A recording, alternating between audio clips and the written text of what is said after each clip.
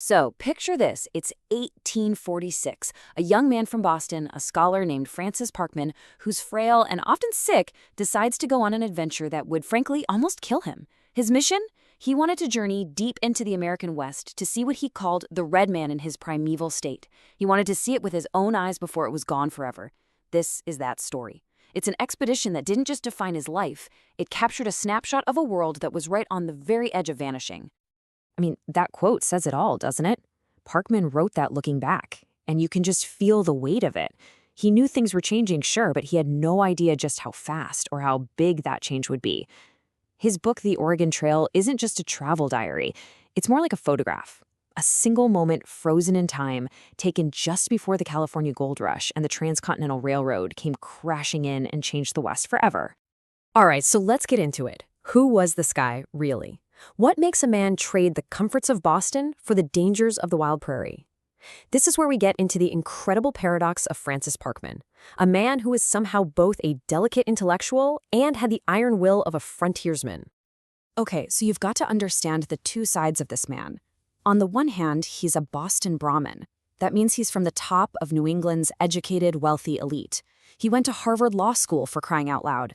But at the same time, his body was a wreck. He was chronically ill, with inflamed eyes so weak that he often had to sit alone in a dark room, unable to even read.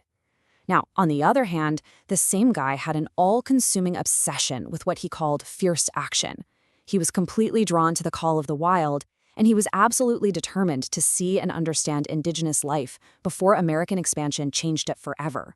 This whole journey was really a collision of those two completely different worlds inside one man. And you have to get this. This trip wasn't just some crazy idea he had one summer. Not at all. His biographers talk about his singleness of purpose. This was an almost obsessive lifelong plan. Before he was even 20 years old, he had decided he was going to write the definitive epic history of the struggle for North America. So this trip out west, it wasn't a detour. It was essential field research. It was everything. I mean, can you even imagine? Your body is constantly betraying you. You're dealing with chronic pain, neurological problems. Some historians think it might have been multiple sclerosis. It was so bad that even just the act of thinking could be painful. And what do? You throw yourself into one of the most physically brutal environments on the entire planet. He had this spirit, this grim heroism that just refused to quit. He wasn't just there to watch the frontier. He was there to live it, to endure it. Okay, so the journey is about to begin. And the starting line for pretty much everyone heading west in 1846 was a frontier town called Independence, Missouri. It was the absolute edge of the known world, the jumping-off point into total chaos. Parkman paints this picture of just pure, raw, chaotic energy. Forget a quiet little outpost. This place was a noisy, messy, frantic staging ground for thousands upon thousands of people chasing a dream. You could literally hear a nation on the move in that sound he describes, that constant hammering and banging of blacksmiths fixing wagons, shoeing oxen, and getting ready for the massive journey ahead. And who was there? Well, it was like a cross-section of the entire continent, all thrown together in one place. Parkman, with his sharp Bostonian eye, describes seeing everybody. You had serious-looking farmers, traders heading for Santa Fe, tough-as-nails mountain men, U.S. soldiers in their uniforms, and, as he puts it, some of the vilest outcasts in the country. It was this incredible mashup of languages, motivations, and social classes, all balanced on the edge of the great unknown. And the fascinating thing is just how messy it all was. You'd think they'd be organized, right? Not a chance. These weren't armies, they were just groups of families and strangers trying to create a society on the move. They're holding meetings, they're trying to write rules, but as Parkman notes, they just couldn't agree on who should be in charge. It's like they were trying to invent a government while their wagons were sinking in the mud. So, after all the chaos, the preparations are finally done. Parkman and his group jump off. They are officially on the trail, a place that's about to test them with soul-crushing hardship and, every once in a while, moments of stunning, incredible beauty. Now, Parkman, the Harvard intellectual, he needed a guide. And he found the perfect one in a man who was his complete opposite. Henry Chatillon was a hunter, a man of the prairie. He couldn't read or write, but listen to how Parkman talks about him, with total admiration. He saw this natural nobility in him, a kind of intelligence that you could never learn at a university. In this new world, Chatillon was the real expert. We have these romantic ideas about the West, dramatic buffalo hunts, tense encounters. But for the people actually on the trail, the reality was way more grinding, way more mundane. The first enemy they had to fight, day in and day out, wasn't anything dramatic. It was simply the land itself. Parkman's description here almost sounds like he's making fun of the naive dreamers. The day-to-day reality was a relentless slog against things breaking. You're trying to pull a wagon out of thick, sucking mud. You're chasing after horses that got spooked. You're trying to sleep in what he calls black mud of the richest consistency. The grand adventure was really just built on a foundation of exhausting, miserable work. And this image for me is just heartbreaking. It perfectly captures the brutal math of the trail. People started out trying to bring their old lives with them, packing these massive, heavy pieces of furniture that had been in their family for who knows how long. But the prairie doesn't care about your memories. To save the oxen from collapsing from exhaustion, these beautiful, precious connections to their past were just thrown out and left behind to crack in the sun. So, after weeks of this grueling travel, Parkman finally gets to the real reason he came all this way. He leaves the emigrant trail behind and heads deep into the territory of the Sioux. There, he's going to spend several weeks living inside the village of a chief named the Whirlwind. This is the main event. Just try to imagine this scene. Parkman is out there on this vast, empty plain. And then, over the course of just a few hours, a huge, living community just appears out of thin air.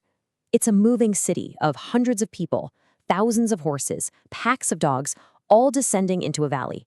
And what was completely empty and silent suddenly becomes this vibrant, swarming camp. This was it. This was the primeval state he had risked everything to find. So once he's in the village, Parkman, the scholar of government, becomes absolutely fascinated with how power works. He focuses on this one warrior, a man named Mato Tatanka, or Bull Bear. Now, this was not a chief who ruled by committee or debate. The way Parkman saw it, his authority was absolute, and it was enforced with instant violence. For the man from Boston, this was a completely alien way of understanding leadership. So where did that power come from? It wasn't just that he was a tough guy. Parkman figured it out. Mato Tantaka was one of 30 brothers. Think about that. In a society where a feud could easily turn deadly, having a family that big and that fierce was the ultimate insurance policy and the ultimate threat. His power wasn't in a title. It was in the unspoken promise that if you crossed him, you were crossing all of them. And here's the almost unbelievable irony. At the very moment he is achieving his life's greatest ambition, living among the Sioux, taking notes, observing everything, his body is completely falling apart. He's suffering from a terrible illness, probably dysentery, and he's so weak he can barely walk. He's literally staggering around the camp like a drunk man, trying to see everything. It's just an incredible, mind-boggling feat of pure willpower. Well, Parkman survives. He eventually makes the long, difficult journey back to the settlements. But the real impact of this adventure was just getting started. It was about to shape the rest of his life and his work. This timeline just puts everything in such sharp focus. Look at the dates. Parkman is there in 1846.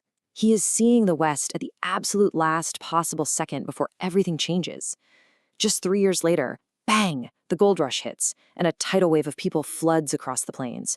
And then by 1869, the railroad is finished. It cuts right through the heart of the buffalo herds and completely upends the way of life for the plains tribes.